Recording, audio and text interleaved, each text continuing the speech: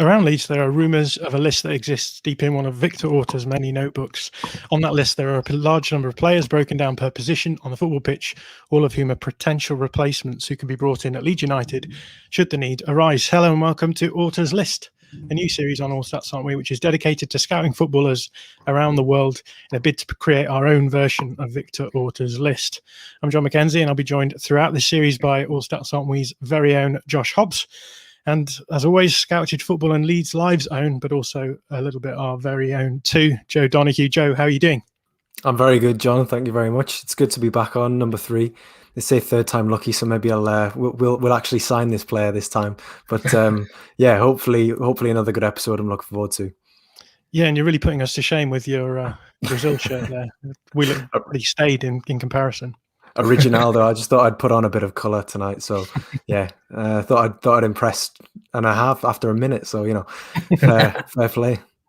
You look like you're straight off the five-a-side pitch, so I can only imagine that's where you've been. I'd look a lot worse if I'd just come from playing five-a-side. I'd be rosy-cheeked and whatnot, and probably a lot more swearing would be coming out of my mouth just because of how unfit I am after a year of lockdown. But yeah, it's a good little five-a-side number. I'll give you that. Josh Hobbs, how are you doing? Yeah, I'm doing well. I wasn't swayed from wearing a hat even after the bullying from Guy last time, but here I am, ready to go. It's Chris Wilder, wasn't it, who was wearing the baseball cap? Yeah. Unbelievable. So just to lay out the format of these shows, so you know what you're getting into, we're going to spend the next hour talking about central midfielders who are a little bit more attacking. We'll begin by talking briefly about the position itself and what we're looking for from a central midfielder in a Marcelo Bielsa system, and then we'll reveal our 4 potential targets before profiling each one.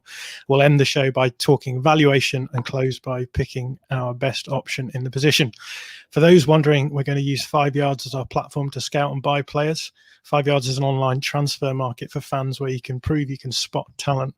Their prices reflect nicely those of the current market, and there are some great reports on there too to help us inform our decisions.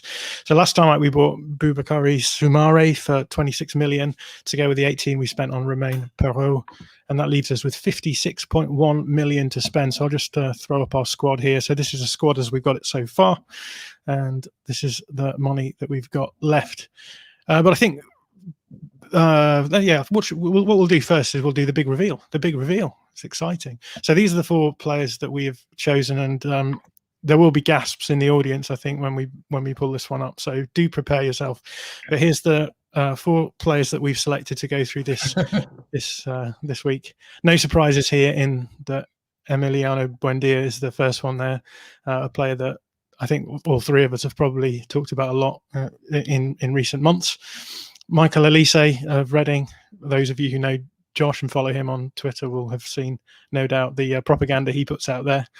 Romain Fèvre, who is a player at Brest, like Romain Perrault, who is again being touted a lot in the same breath as Leeds United, and then Chelsea footballer Conor Gallagher, who is currently at loan to West Bromwich Albion. I think the elephant in the room here is that we haven't mentioned Rodrigo de Paul, who has become something of a hero amongst the Leeds fan base. Josh, we decided not to pick Rodrigo de Paul. Why was that? Yeah, I want to see if there's any comments coming in about this, but yeah, I think we just decided based on the fact that the club have seemed to really try and distance themselves from this. Something even came out today from Phil Hay and David Ornstein, where they were talking a bit about Rodrigo de Paul, about Rodrigo de Paul, and Phil was saying he just doesn't think it's going to happen. He says he's asked the club a few times. We know Joe through Leeds Live. I'm sure you've had similar conversations with the club, but yeah, you go, mate. Yeah, I was just going to say there's nothing that we've heard that has been any different to what Phil here has been reporting there at The Athletic. It's one that I think that it just never got off the ground. And I think the sort of the fan storm that was generated sort of surpassed the actual interest that was there in the first place. So yeah, I think that was my input to the decision. But yeah, it was definitely if you're looking for two guys to blame, it's these guys right here for not including Rodrigo de Paul. I think we decided in the end, yeah, as Dan's said there, everyone's talked about him for months and months. So let's talk about some different players. That, I mean, we could say that maybe he wouldn't work that well in our midfield. That might upset some people. Upset some people, just because I think we could be wide open with him in our midfield. He's been better at pressing in the past than he has been this season, but it would be interesting to try and imagine how the midfield would work. I think some people have just presumed he would just drop in and be incredible. Maybe he would, but I don't think we should presume that. And I think all of these players could work. So for sure, I don't think it's obvious that Rodrigo de Paul would work in the Leeds system. He plays quite a different system, obviously, at Udinese, and you know, we've seen what's happened with Rodrigo this season to know that you can think about scalability all you want, but you know, you've really got to have someone who's going to be good at pressing in the midfield, and I think that's what we've been looking for a lot. Something certainly we'll talk about a lot tonight. Who's going to be able to fulfil the obligations that the press are expected, and so let's get on to, I think, talking about the caveats that we've got in terms of what we need to be talking about in terms of an attacking central midfielder. So Josh, do you want to talk us through this again? What are we looking for in an attacking central midfielder in that 8 position? Yeah, so I think first and foremost, this player they're replacing the hole that Pablo's going to leave in the squad. I think we all sadly know that he's going to go, and I mean, he hasn't really contributed to this season as it is, but what he used to bring to Leeds and what he still does when he does come off the bench is he's a genuine playmaker.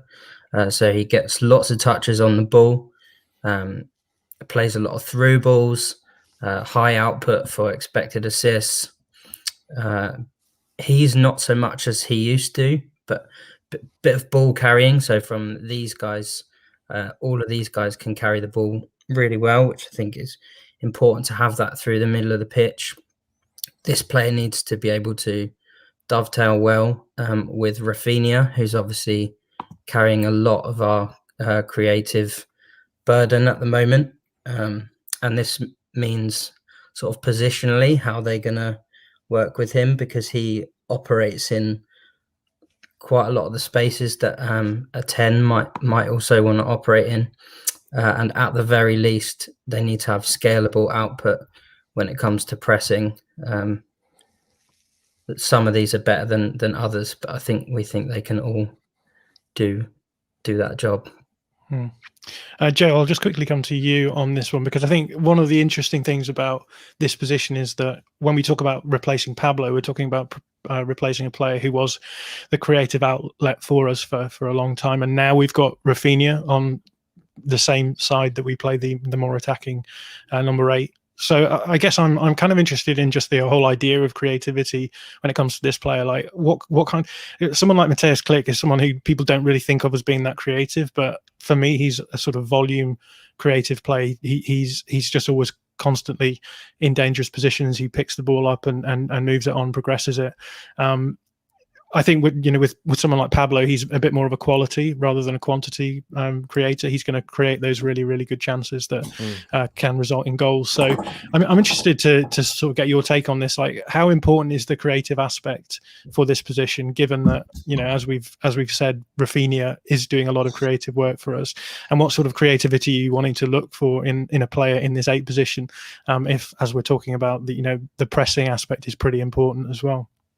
Well, I think first and foremost, you've got to think about a player who's going to be capable of joining the forward line quite comfortably, quite seamlessly. I think that's why Rodrigo was brought in, because obviously he has that comfort of playing further forward, but he also has the creative output. And I think we've seen this season, before he got his injury, and before he sort of had his issues with COVID and whatnot, he was up there in terms of sort of, his expected assists were top essentially.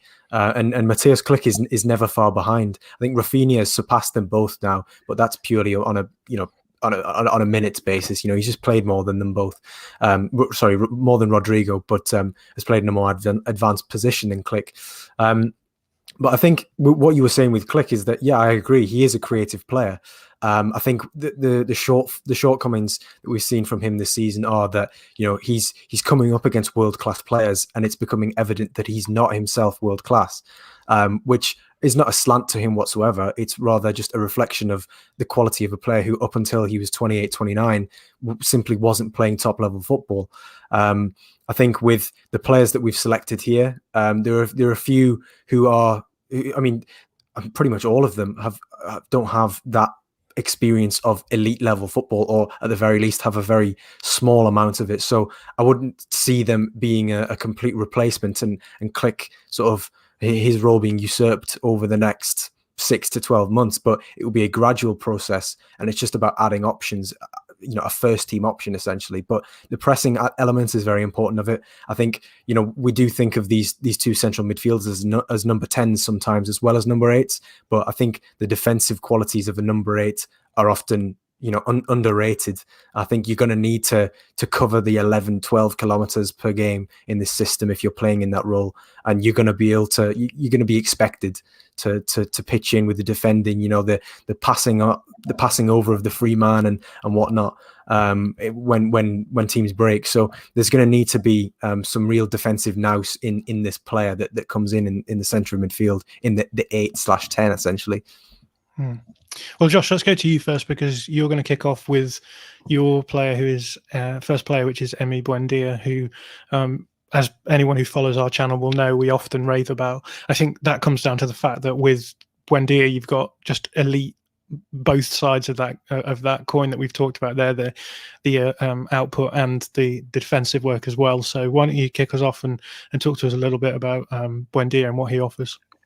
Yeah, so I think what Joe was saying there, obviously about someone coming in, sort of a squad option, can play a lot of minutes but won't necessarily be guaranteed starter. I feel, my opinion, Buendia could come in and be guaranteed starter and play near enough every game.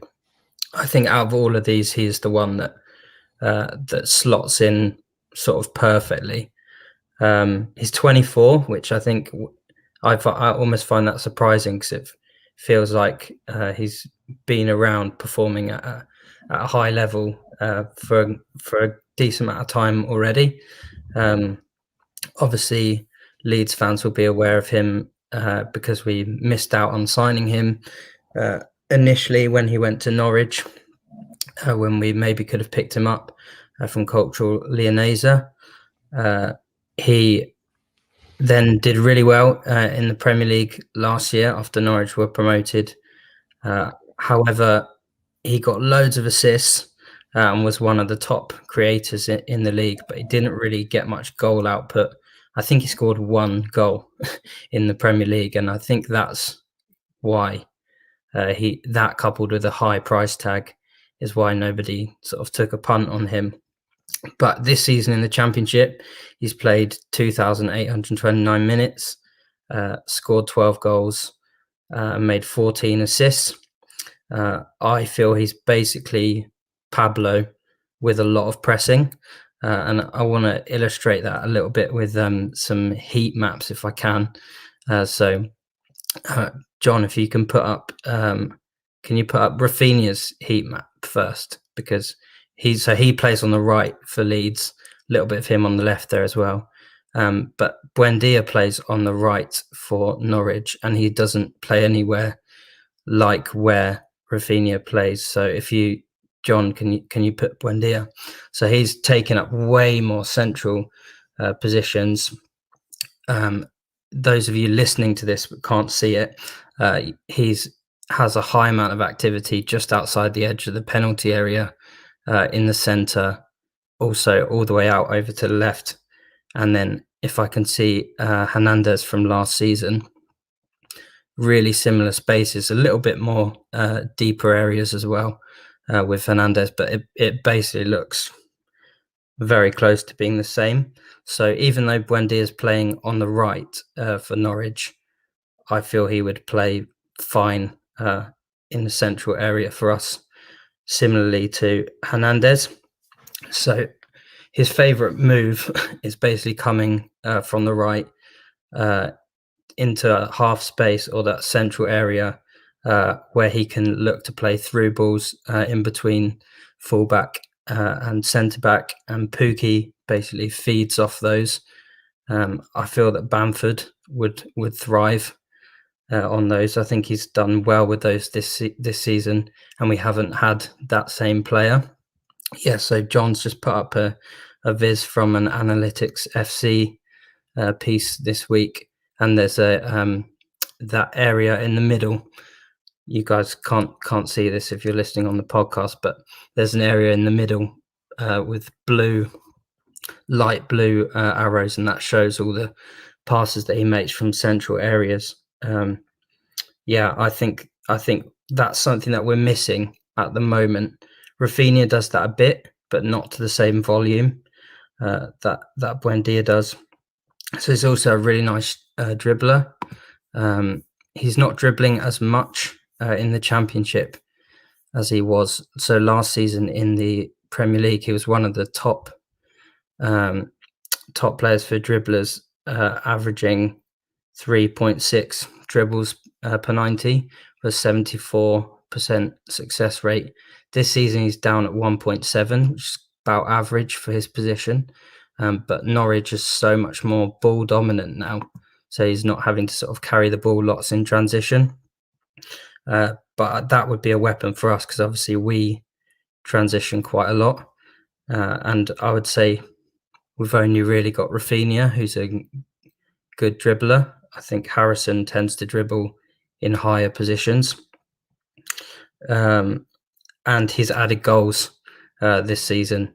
So he's scoring a lot from outside of the box. He uses defenders really well to disguise where he's going to put the ball. So he sort of just uses their bodies to block the keeper's vision and then just sweeps it into the corner. I think that was really important for him to add that this season. I think it's taken him to another level as a player, because he's now like a double threat of creativity and goal scoring. And yeah, that's my case, that he is the ultimate successor for Pablo. John, you're on mute, mate. I'm just going to throw up I'm sorry about that. I'm just going to throw up another viz showing the defensive actions that Buendia has made this season as well. When you were talking before about him like not having no worries whatsoever about his pressing, and describing him as Pablo Hernandez plus pressing. And then I didn't talk about his pressing, so that's bad from me. But yeah, as you can see, like a really, really good presser of the ball, and I think he would slot into midfield no problem in that regard. Joe, I'll come to you. What's your take on Buendia? I absolutely love Emi Buendia. I think he's a fantastic player. I just love his low centre of gravity. He's got that little bit of an edge that I think you need, and his link-up plays quality. The thing that I seeing those heat maps there, it just kind of evoked an image in my head of him playing as sort of the right-hand-sided number 8 in this Leeds system, but taking part in those internal rotations with Ayling and Rafinha on that right-hand side. Him being comfortable in those spaces, him being very comfortable receiving the ball in congested areas in between lines, as he has done for 3 seasons at Norwich. That is going to be something which is going to be of incredible use to any team that he then goes to play for. So I think, to sum him up, he's industrious, but he's very, very entertaining. And I like the bit that Josh had to say there about, you know, he's now essentially a dual threat. You know, there was obviously there wasn't the goal uptake in the Premier League last season. I don't read into that very much. You know, Norwich's season tailed off pretty quickly. It was more of a, you know, we're going to go up, test the waters, but come down, retain the core of the squad and go up again stronger, which is exactly what's playing out here. And yeah, what Claudio's saying there, his numbers are absolutely ridiculous, but he's been doing this for seasons. I went back through the archives, the scouted archives, and found that in the 2018-19 Championship season, Buendia was the only player to average 3 tackles, 2 shot assists, which is key passes or chances created. I just don't like the terminology, and 2 shots per 90 in the Championship. So, you know, he's been doing this consistently. He showed he can step up to the Premier League. You know, he was comfortably one of the best creators in a team that finished bottom. Let's not forget. So I think the question of whether you'd be able to broach the step up in quality, no doubt whatsoever. I think the fact that he's an extremely hard worker, that I mean, that's always going to go in his favor. And the fact that he does have that edge, I think he would be able to up his. I mean, not that he needs to up his pressing, but if it was required, you know, he's constantly going to be there in the middle third, in the final third, soon as Leeds forfeit possession, trying to win it back. So I'm very much in Buendia camp along there with Josh. So we've got a comment here from Luis de Villa, who says the only issue with Buendia is that Norwich will probably request more than 40 million. Not that he is not worth it, but probably too much for Leeds at the moment. So we'll talk about the valuation a little bit later on. But what's the general thinking on this, Josh, in terms of value? Yeah.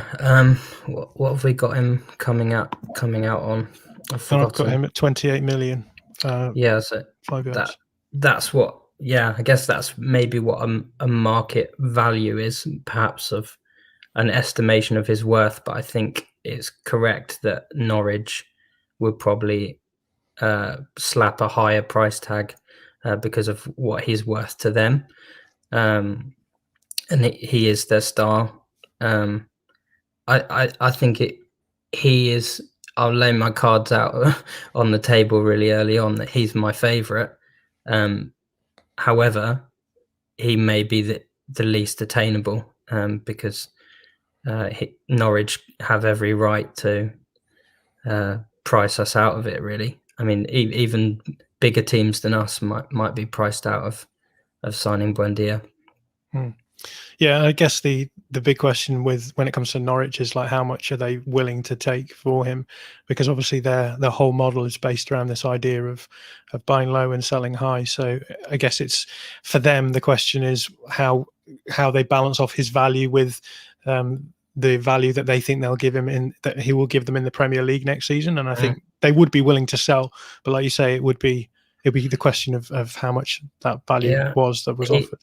He may never be worth as much as he's going to be worth this summer, I think, at least to them. So, and I think there is it Webber, their sporting director. Webber, yeah. I'm sure I read a piece where he was interviewed in The Athletic, and he talked about their stars that they'd kept for this season, basically saying that they'd kind of said to all of them, if we get a bid that is the value that we want for you, like we're not going to keep you beyond your will next season. So they're not afraid to be a selling club, but they're still going to ask for a lot, I think. We've got Matt Duncan saying, so he has a lot of fouls. Does he get many cards? I can actually throw that up because I think it's on this. 2 red cards, and they were silly red cards. He does. Yeah, that's one of the things. So he's a really intense player, as Joe said. But yeah, that can spill over sometimes, and I think one of the reasons why Leeds didn't go for him initially in the very first opportunity that we had to sign him was apparently because of discipline or attitude issues, which I think there probably are some on-field discipline issues that are just bit of rashness, nothing terrible. I don't see the discipline thing, but the attitude thing. I think he seems like a player who has an incredibly determined attitude. I think it is the intensity, as you were saying, Josh. He's just a very, if he's getting booked, then it's not going to stop him flying into tackles again. Which you can look at it from two ways. You can think it's a bit naive. Will he knock that out of his game? Or you're going to want that though in a player. You don't want somebody who's playing at 75% intensity because they're worried about a suspension. And just interestingly enough, that Buendia's missed, I think it's 6 games this season in the Championship, and 4 of them have been 7 games. Sorry, 4 of those matches have been due to a red card suspension. So he definitely lives up to. Well, I mean, who would you say in this Leeds team in the intensity stakes? Alioski maybe, but Calvin's always worth a silly red card, to be fair. Yeah. But I think that's not enough for me to say that, right, I'm casting him off our list on a disciplinary issue. I think his pros far outweigh the cons. Yeah, that's the thing for me, is that people do talk about attitude and they do talk about discipline, but I kind of think you would absolutely take Buendia this season, right? Despite that, you're taking any one of the last few seasons that he's had. So no danger there. I'm aware of the fact that we could very well talk about Emi Buendia for this whole podcast episode, so I do think we should move on. So the next player that we've got is Joe's player, who you looked at, Romain Fèvre at Brest. So what is it that you made of Romain, Joe? Well, it was quite good because I was able to watch Romain Perraud and Romain Fèvre at the same time. So, it's kind of killing 2 birds with 1 stone. But I think I'm going to go out on a limb here and say that Romain Fèvre, I think his most effective position in a Bielsa team would be as the free one in a 3-3-1-3. He's played, he starts out wide for Brest, but that's purely on a team sheet basis. When he plays wide, he works the channels in the central areas. When he plays centrally, he then works the channels and the wide areas. So he's a player who is very much all over the place. Not in a bad way, but in terms of just covering ground, which is the first big tick in the box for a number 8 in this Leeds team. One thing I was quite surprised with, sort of watching him at length, was that he does have that ability to be a very creative player. But the thing I was surprised by was that he does also have the defensive aptitude, I think, to play as an 8. I wouldn't be as concerned playing him and Rodrigo as opposed to say, for example, Rodrigo and Michael Olise, for example. I think that Fèvre definitely has the defensive capabilities. And the big thing with him is that he's just a very, very good ball carrier. And I know that we said in terms of, with Rodrigo de Paul, that's one of his standout attributes as well. And that he's probably regarded as a little bit of a luxury. I think Fèvre actually brings, while his ball carrying is perhaps not as good, not to the same level as RDP, I think he brings a lot to the table. He likes to beat the man with a little touch to one side and then really go for it. He creates a lot of shots for himself off the dribble, which I think we've seen with Rafinha this season, especially from that right-hand half space. The goal that he scored against West Brom, similar sort of thing from the central area when he scored against Everton.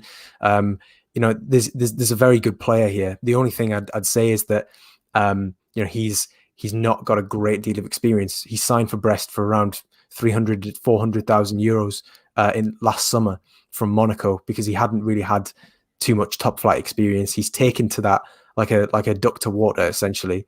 But I just think, is it one of those where you're going to spend upwards of 20 million euros on a player who's got 1 season's worth of first team football essentially to back it up? But yeah, in terms of the creativity stakes, taking into account that he's quite literally everywhere on the pitch, across the middle third, across the attacking third, he's got very good goal creating actions and shot creating actions, which suggests that he doesn't just have a sweet spot like we see with some players. He's not just going to seek out a certain area of the pitch to create from. So that it shows that he's probably quite good at spotting opportunities wherever he is on the pitch, which I think, just looking at the heat maps that we had up there for Buendia, just being good laterally across the face of the box, playing in between those lines, receiving under pressure, Yeah, and in fact, I can't believe I've glossed over this. This wasn't the first thing I said, but he's averaging 5 shot creating actions per 90, which is, I think, in the 99th percentile of attacking midfielders across Europe's top 5 leagues. So that tells you that, you know, in a team who aren't really dominant in possession, he's still creating pretty much consistently across the board, which I think is something to be very much encouraged by. And I think I'd implore anybody who's thinking of Romain Favre as an option to definitely take a look at him if they can. Yeah, I've been watching him a lot today actually, and I've not really watched him much before today, and I've been really impressed with what I've seen. He strikes me as being pretty similar to Emi Buendia in a lot of ways. Obviously, he's not at the level that Buendia is at a lot of areas, but he's still really, really good in a lot of ways. Like you say, he's really, again, something I really like in players when thinking about midfield for a Bielsa system is just ability and the capacity, mobility, the capacity to get around on the field in ways that will allow them to involve themselves in the press, but also get forward. And his ball carrying is fantastic, and you can see that he would obviously add something to this Leeds team that we don't really have at the moment. And obviously, not being the same level as Buendia means that his value is much, much lower, and so it makes him, I think, a much more sensible option. But Josh, what's your take on Favre? Yeah, I like him a lot. I think on the ball carrying thing and the sort of similarity to Rodrigo de Paul in that sense, I think he's a little bit less hero ball than RDP, as in I feel like with Udinese, it's almost like get the ball to Rodrigo de Paul and let him just run with it, and that's basically our whole attacking process. Whereas I feel like Favre is a little bit more sensible in his choices of when to try and beat a man, and it's not like every single time he gets the ball it's like, right, I'm going to take on 3 players and go directly towards the goal. So I think out of all of these, I think he's the one who would add to our team the most in terms of ball carrying. I would have liked to have seen his expected assists maybe a little bit higher in open play. When I've gone back and watched a lot of the chances that he's created, quite a few of them are from set pieces. But yeah, those shot creating actions, that's not always meaning that he's played the final pass off, and it's the action before the actual chance is created. So he might have dribbled and then played the ball to a fullback who then crosses it. So he's obviously adding a lot to Brest, and I think he would fit in perfectly with us. Another thing that I haven't mentioned actually that I was impressed about was his movement off the ball in both attacking and defensive situations. I think he's a smart player, and you could see, you know, in the same way that Joe was saying, Buendia would easily fit into the rotations and interchanges that you see in possession that Leeds. I could see Romain Favre being able to do that as well. And so I was really pleasantly surprised by how good. I wasn't expecting him to be not good by any means, but when I have been watching him, I do think that he would be a really, really adequate player to have in that position. And I think just he's also, like, even just physically quite a bit more I guess chunky than I was expecting him to be. He's quite a unit. And I guess I expected him to be, because as you said, he nominally plays in the wide areas, to be a little bit more slender and slight. But I do think he would offer a decent physical presence in those 2-8 slots as well. And I quite like the idea of having a player like that as well. And for me, the whole thing of approaching this attacking 8 is who can you get in there who's going to be fine in terms of the pressing, and then add something on top of that in terms of the creativity. And I was really impressed by that. Yeah, he's got transfer marks have him down as playing 6 different positions this season, which, I mean, across sort of the midfield and attacking line. And the thing that I quite like is that, you know, you'll see players always cut inside on their favoured foot. Whenever Romain Favre is playing on either flank, he's always cutting inside. It's not that he prefers to go down the wing on his favoured foot. It's not that he's cutting inside all the time. It's not that he's interchanging based on which side he starts on. He's always the player that's coming inside, which to me, and the fact that he is just a lot more, I think, chunky, upright is probably how I describe it. You know, where you've got Buendia, who's got quite a low center of gravity, Elise and Gallagher, obviously the other player, and in this list, I think they're very much the same. They just appear a little bit hunchbacked at times, perhaps when they're pressing. But with Favre, he just seems a lot more assured and upright in that regard. But yeah, I think he'd be very good. And he wouldn't be high profile enough. I think that's one of the problems with Rodrigo de Paul. Can you imagine spending X amount of money on de Paul and then him not being able to get in the team because Matthias Klick has gone through a good patch of form, or Rodrigo? You know, I think Romain Favre would be a good sort of middle ground to sort of to ease the transition that Klick will be leaving this team, or rather his influence will be waning as it goes on. But without sort of having to completely cast him off over the course of the summer, when at the moment he is effectively on course to play in every single game this season. So yeah, I think Favre's, I'd love to see Buendia, but it's just the attainability.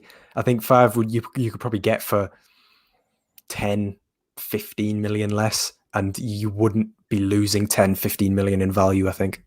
Yeah, agreed. I think my feeling, I've got maybe slightly different feeling with him defensively to the two of you, but that maybe means that I'm wrong, but I think I'll put it out there anyway. But I thought that his pressing was good, but I had a few questions over his defensive fundamentals. I feel like he'd get to the man and then be beaten a little bit too easily.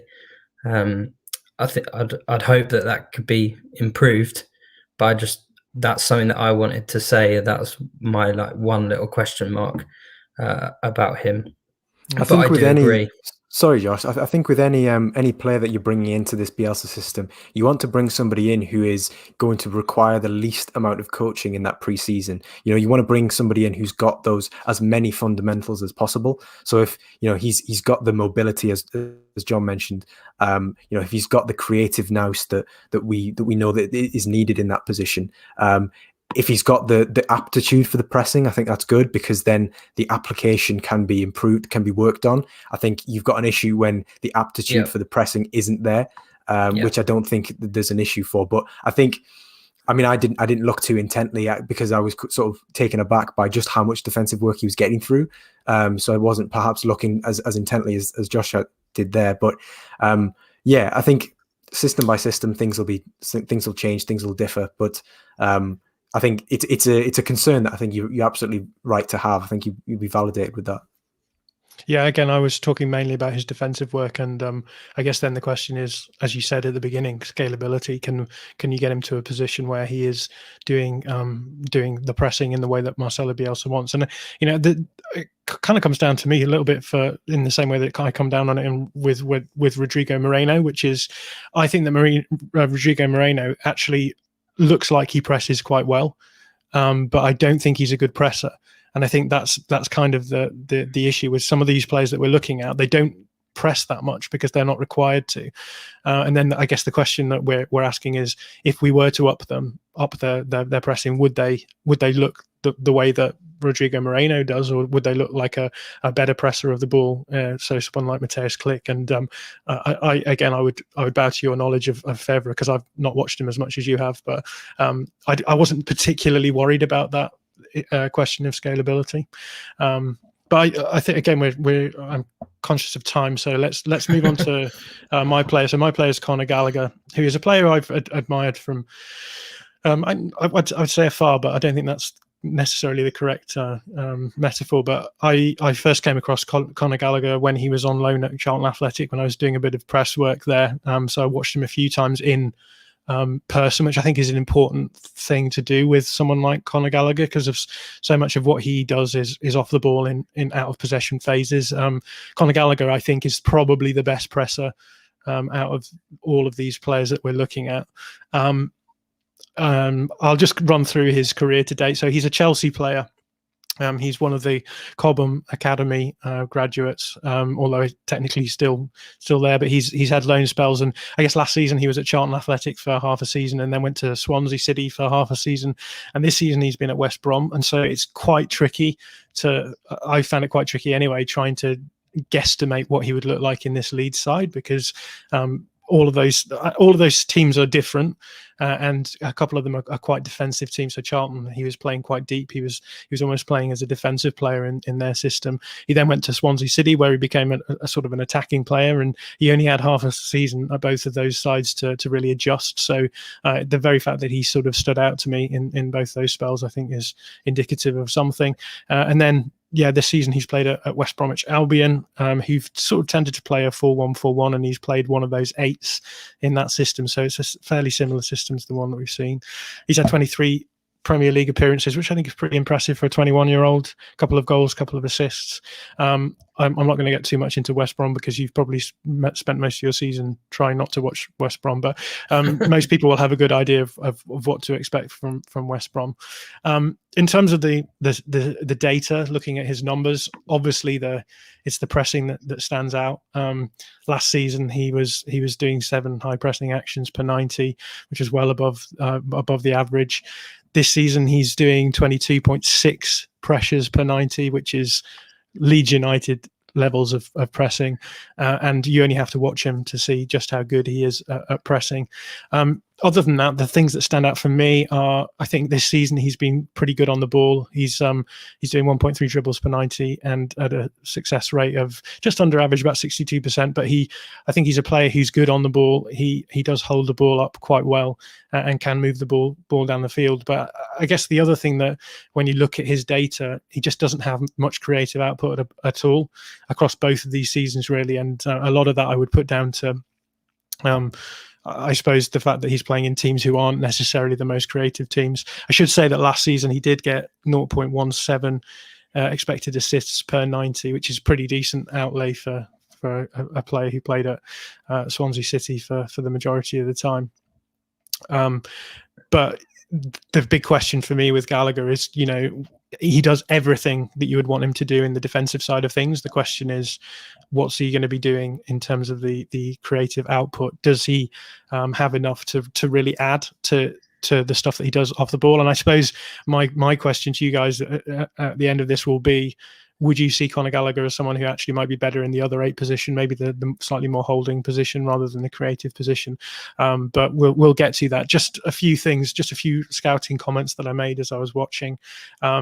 In terms of pressing, I've said he's one of the best pressing players that I've seen especially in this series. He's a really, really good presser. He combines excellent mobility with smart movement. Sometimes I think he can be a bit too aggressive when he's pressing. He does give away a lot of fouls, which I don't think is necessarily an issue, but I do feel as though sometimes he could win the ball more by pressing smarter, so not being quite as aggressive as he is. Given his mobility and his ability to press, he's obviously excellent in transition, so I don't think there's any issues there.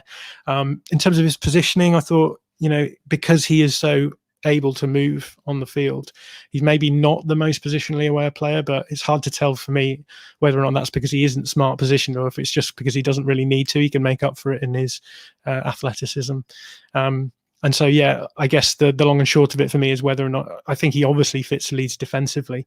I would maybe have a few questions about maybe whether or not the raw materials could be improved so that he's a really, really good pressing player. And look, regardless of what we decide tonight about who we should get for this position, I feel as though he's the sort of player that Leeds should be looking for. I think Leeds should be admitting the fact that they have developed a team which can press, man mark, and play in that sort of way, and so they should be looking for value in the market by finding players who are really good pressers and then trying to work out how they fit into their team rather than necessarily going about it the other way around.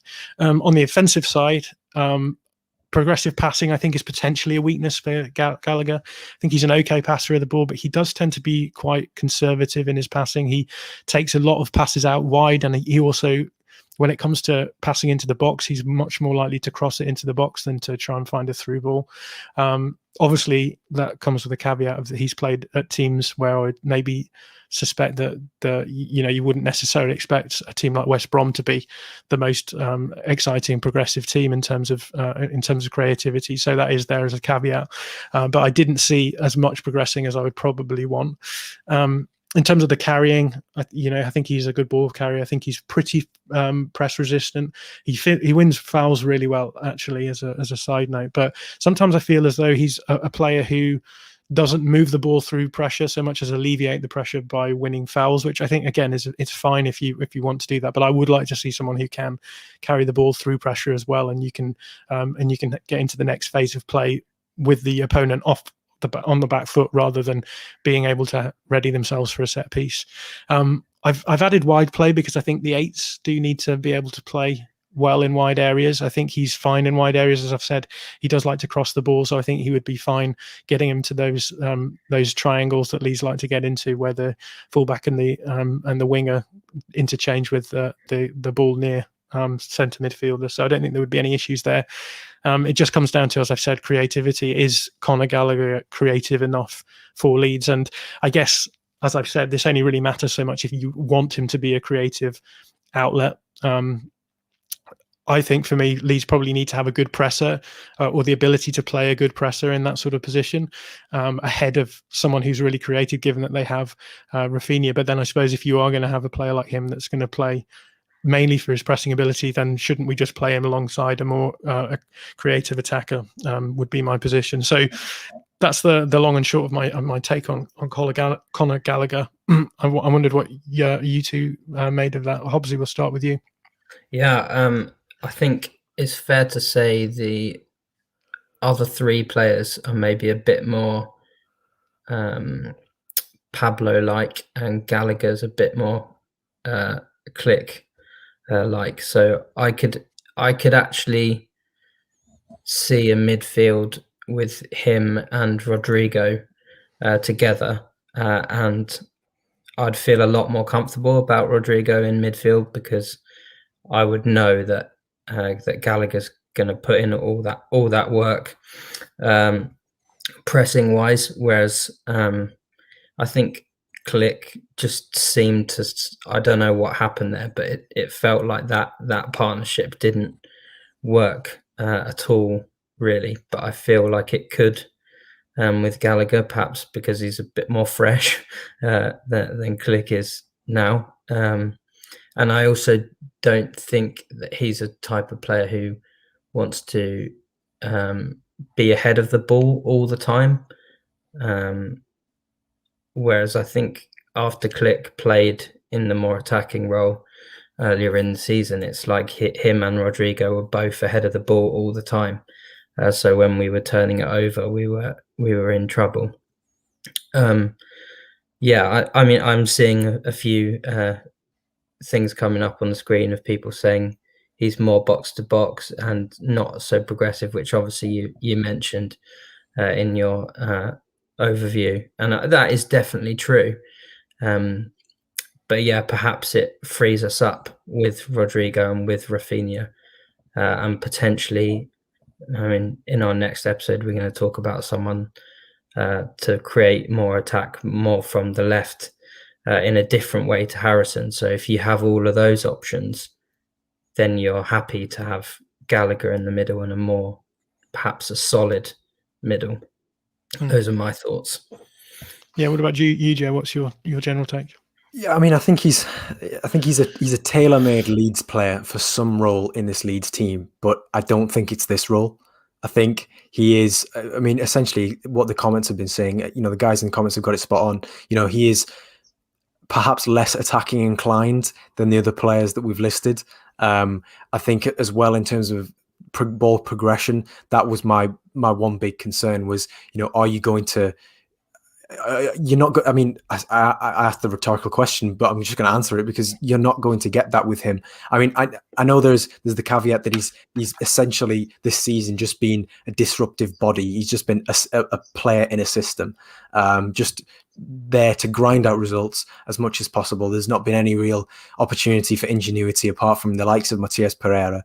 So I think it's a little bit presumptuous of me to predict how he would fare in a team where he's given possession much more frequently.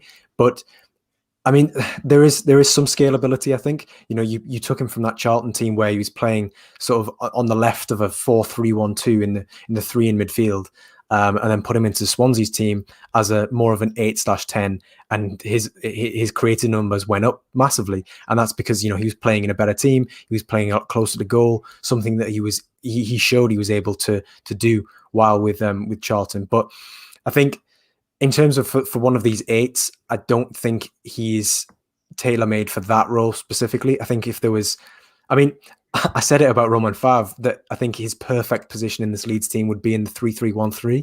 I think Gallagher's perfect role in this 3-3 would also be in the 3-3-1-3, perhaps as one of the left-sided or right-sided midfielders in that second line of three.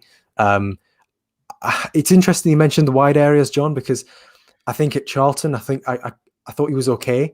You know, he was passable. But yeah, true, as you were saying, you know, you can be passable at a lower half championship team and be quite clearly the best player in the team. But it's a different kettle of fish when you're coming into a team who are rightly so pushing for a top 10 place in the Premier League. So yeah, I think he wouldn't be my first choice, but if the opportunity was there to get him on the cheap, I wouldn't turn it down.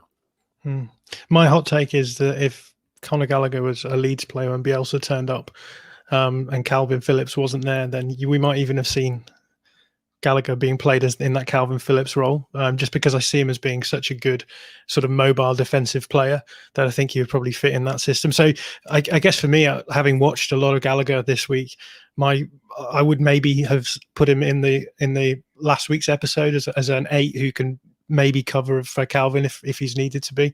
But yeah, I accept everything that has been said, and yeah, it was good fun to watch Gallagher play because he's someone who I quite like, and had suggested that Leeds might go for him if they did stay in the Championship a little bit longer. But let's move on. Josh, do you want to do your final player? So your final player is Michael Elise, who is a very exciting player. So yeah, off you go. Yeah, so I love Elise. As John said, I've been putting out the propaganda all season. So if you don't know him, he's 19. I've been looking into it, and he's the teenager with the second most amount of minutes in the Premier League and the Championship this season, second only to Bukayo Saka. He's got 6 goals and 10 assists in 118 minutes. The first thing that stands out when you watch him, he's just got an incredible left foot. He has been playing in a central attacking midfield role, and also off the right-hand side, which is a bit of a common theme amongst players. But the thing that really stands out is he drops into sort of deeper, wider areas and into the half space, so that he can open up the pitch to play through balls. He's managed to play Lucas João in on goal for one-on-ones, I think 3 or 4 times this season, from through balls from within his own half, where he's just ducked inside a man and played an incredible ball. And he just seems to weight them perfectly so that João can run straight onto them. And that's been one of my favourite things to watch. So he's got the incredible vision to see that pass, and then the technique to actually play it, as well as those kind of passes. He's got great ability to really whip the ball in if he does come into that half space, where he'll then cross, which I think you'll see Click do that quite a lot. when he plays a bit further forwards. He obviously crosses with his right foot, which changes the angle of it. But Elise with his left swinging it to the back post, which I think that would be an interesting weapon to have in our team. Obviously, Rafinha does do that as well. But again, interesting to see how they might sort of rotate if they were playing together. So he's not someone who, when he's playing in the central role, who sort of moves laterally a lot. I don't think he sort of buzzes around between the lines. He more comes deep to get on the ball, likes to get touches early on. And as I said, that's why he then sort of plays those passes from deep. He's a really nice dribbler, not sort of really high volume dribbler, but he likes to basically take on a man so that he can then play the pass. My big question over him is his defensive work rate. So we've talked a lot about how that's a big thing that you need to have to basically be in this list. But he's the youngest, so I feel like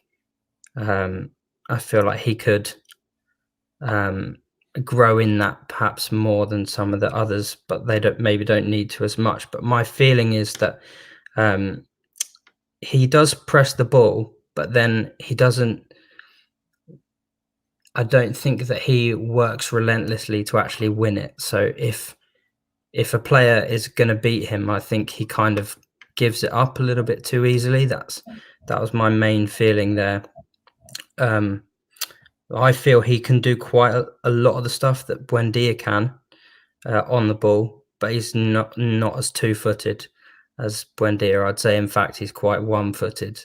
His left foot is amazing, but you hardly ever see him use his right. His expected assists not as high as Buendia. I think he's actually we had a funny little discrepancy between StatsBomb and Y-Scout, but Y-Scout have him much closer to Buendia in terms of expected assists, but StatsBomb have him at 0.12, which is a lot lower. But I think that's because when he creates chances, they tend to be pretty like big chances, one-on-ones, but he's not a volume player in the same way that Buendia is, he's sort of relentless in his chance creation. So I think those are the things. He's not as much of an output, a volume player, and his pressing is the real difference between him and Buendia for me. He really reminded me of Pablo Hernandez, I'll be honest. A player who likes to drop deep, a player who obviously has that ability to create and play those passes from deep as well. Also a player who, looks energetic in the press, even if maybe they aren't the most effective pressers as well. I don't know if you agree with that analogy, but he did seem to be a sort of similar analog to someone like Pablo Hernandez. I think he's like him in that sense of Pablo would get lots of his touches like in and around the center circle. He would come deep to get the ball. He would not wait in that sort of classic 10 position for someone to play a line breaking pass to him. He wants to come and get it and get on the ball as often as he can.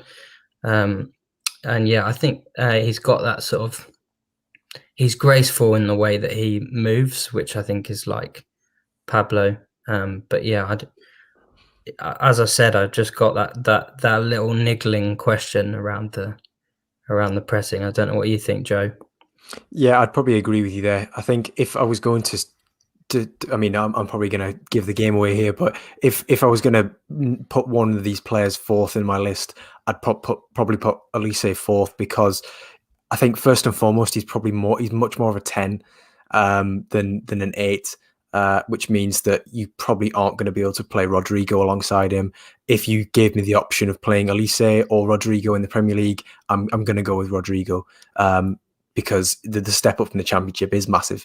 I think the defensive output, yes, as you say, does it match the likes of Favre, Buendia, Gallagher? No, it doesn't. I'm not so sure that in terms of the pressing scalability, sort of the fundamentals for this Bielsa team would be would translate. And I think with Pablo, you know you're getting top level creative ability, so that you know that you can probably pick up a bit of his slack in terms of the defensive output. Whereas with Elise, I don't think he's going to be, you know, I don't think you're going to cut him as much slack. Essentially, I think there are a lot of ticks. You know, there's, you know, as you mentioned, those through balls for Lucas João. I think his ball striking from range in particular is excellent. He's a set piece alternative, and you know, and I know what you said about he's not a volume player, but most 19-year-olds aren't playing this many minutes.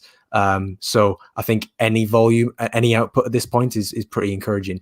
So I think there are plenty of ticks, but I'm still putting him at the bottom of my list. And that is even without taking into account the fact that allegedly he has an £8 million release clause, but not to piss on any bonfires. But I think that may be a little bit of porkies, but we'll see. We'll see come the summer, essentially, won't we?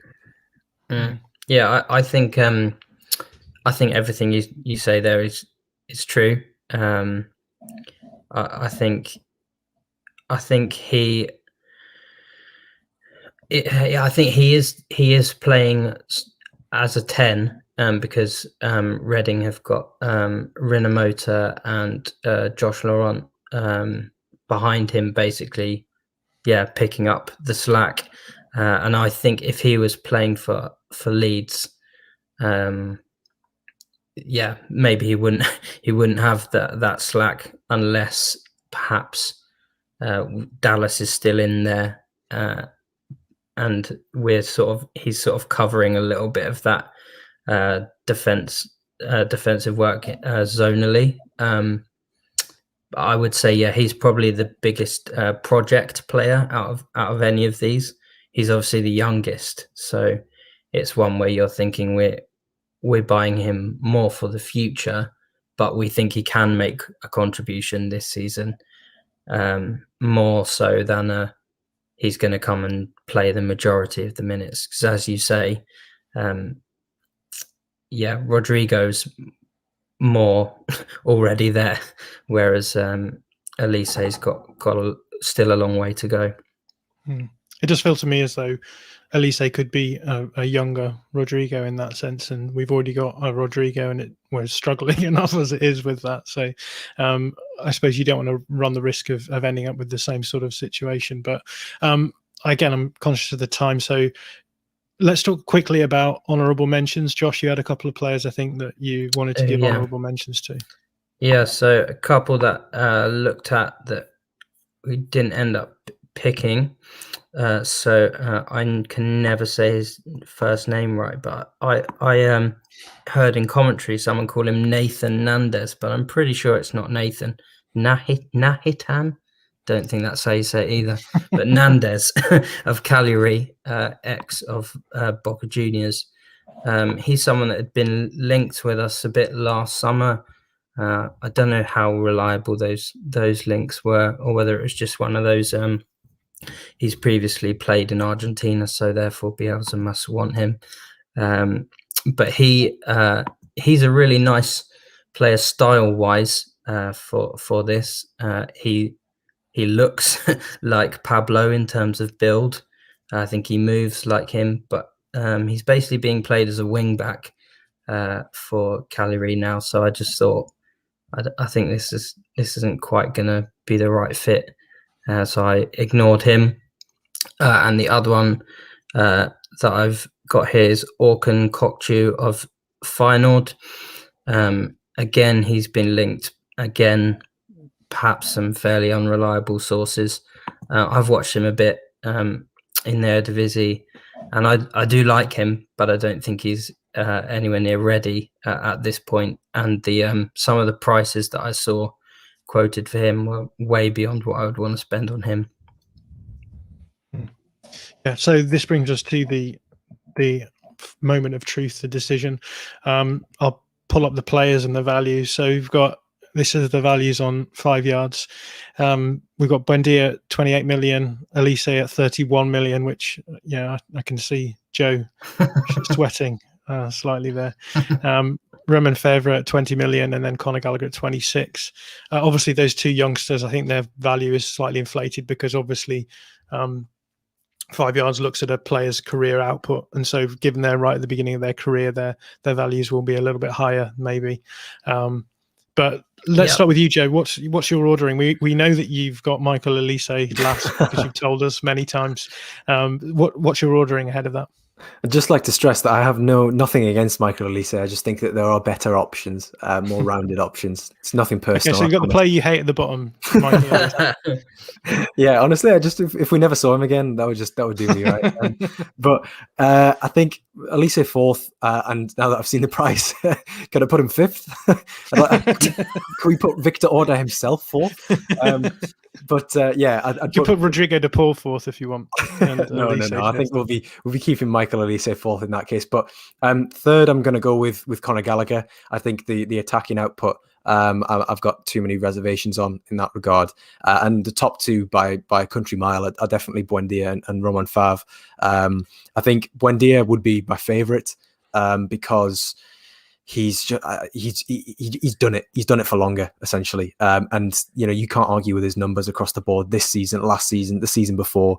And discipline issues, however relevant they may be, I think cast them aside because you just get so much more from him. So I'm going Buendia 1, Fevre 2, despite the fact that I think Fevre will be perhaps a little bit more attainable in real life. Josh, how about you? What's your order? Yeah, I think I just love Elise too much, so I can't put him fourth. Although I think Joe's right in everything that he said. So I'm going Gallagher fourth, Elise third, and then I agree with the top two. Fevre is definitely the more attainable, and I would be delighted if we do sign him. But this is our game, and I'm signing him. I'm signing Emi Buendia. Yeah, I mean, you're not going to have any disagreements with. I'm not going to have any disagreements with that anyway. Buendia for me is just the absolute perfect player for you. At least position. make the call, don't you? Like if you're Orta, you phone them up and you say, what do you want for him? And if they say no, then you go, okay, we move on. Yeah, we move. Yeah, and I guess that's the point of the list, isn't it? You start with the absolute best players at the top, and you work your way down them. And if the top player turns you down, then you go to number 2. So I have no problem whatsoever going Buendia 1, Fevre 2, and then either way with the other two. I'd probably go with Gallagher slightly ahead of Elise, just because I think that Gallagher is probably a little bit more adaptable, a bit more multifunctional in this systems, in the Leeds system as things stand. So I think you'd be able to use him somewhere without any issue. So I think that means that we are buying Emi Buendia with the caveat that we know that he's probably going to be unattainable this summer, but he would be for me the perfect player to put in that position. So here we are at the end of another episode of Orta's List. I hope you guys have all enjoyed it. Thank you for the guys who were in the comment stream. It was nice to see your comments coming through as we were talking. Always good to have that interaction. So look forward to having you back again in 2 weeks. So that brings us to the end of this episode. And as I say, we'll be back in 2 weeks' time. We'll be talking about wingers. I think right-footed wingers. Are we going to be that specific? Right-footed left wingers, yeah. Yeah. Okay. There you go. Very specific. So get thinking and do your own scouting and see if you can pick as many of the ones that we pick as you can. But until then, if you're interested in finding out more about 5 yards, do check out their website. So go to 5yards.link/ASAW. And so here we are at the end. All that remains for me to do is to say thank you, Joe. Oh, thank you very much for having me on again. It's an absolute pleasure. Always enjoy doing these scouting chats. It's it's what I call my social life these days. So it's been very, very enjoyable, and I'm very much enjoying the point scoring system at the end where the rankings come in, because I think I like to imagine that's how Eurovision's done, and it's a bit less diplomatic perhaps. But I've thoroughly enjoyed it. Thank you for hosting me again, lads. And Michael Cheers, Elise mate. definitely getting null point from you. We haven't mentioned Scouted Football, so it would be good to say that we haven't held up the handbook. I don't have it to hand actually, but Scouted Football do excellent handbooks. I've in fact really enjoyed your podcast last week with Orlando, talking about Cobham Academy, and there was a mention of Conor Gallagher in there as well. So look at Hobbsy, my beautiful glamorous assistant. Coming in clutch. Wrong way. So do check out Scouted Football. Do you know what the Twitter handle is? At Scouted FTBL. So do check them out and see what's going. There might be a profile on one of these players that we've talked about, written by me in the next one. Perhaps. I can't tell state secrets like there that. There might be. Can't say who. And Joe also had a really good tactical preview up for the Manchester City game as well up on Leeds Live today. So do check that out. I think we've retweeted that on our channel. So keep an eye out for that. Josh Hobbs, do you want to push anything or? Just watch the next episode, guys. Well, that's brilliant. It's been a really good fun chatting to you both, and really good fun presenting this for all of you guys out there. So do tune in 2 weeks' time, and we'll see you then.